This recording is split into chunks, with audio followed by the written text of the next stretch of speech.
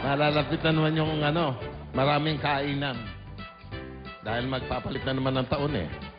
Alam mo ba yung lolo ko, ibang klase itong kumain. Alam mo mga paborito niyang pagkain? Yung mga exotic food.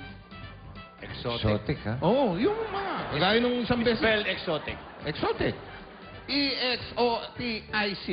Wow, ginagaling Di ba? mo, ha? Hindi. Nakita ko isang beses. Nakahuli ng sawa. Alam mo, ginawa niya? Oh. Inihaw lang niya. Ubos. Parang ang isda lang eh. Ubos. Yung lahat? Buong sawa? Buong sawa. Ganun kagatindi. Exotic na yun? Oo. Parang exotic lang yun, eh. Hindi. Mas exotic ang lolo ko dyan. Bakit? Bakit? Wala yan Bakit? sa lolo ko. Bakit? Alam mo ba yung nakakita ka na ng pinakamalaking, bayawa? Nakakita ka na? Oh! Ano sa itsura nun, parang Komodo dragon na. Oo, talagang wild yun. Wild. Oo. Oh. Nakahuli sa mesa nun. Hindi siya nasaktan? Hindi. Paano kung panghuli? Kinain niya. Kinain niya? Oo. Lahat na yun, ubos.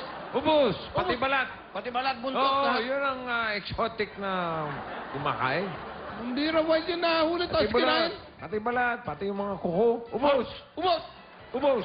Oy, Ike. Wala sinabi yan. Yung lolo ko, matindi. Oh. Yung lolo ko, buwaya. Ha? Buwaya. Hoy! Oo. Ang laki nun, ang lapad nun. Malaki talaga. Kinain niya yung mga buong buhaya. Hindi. Yung lolo ko kinain ng buhaya. Tiro na. Ayaw mo.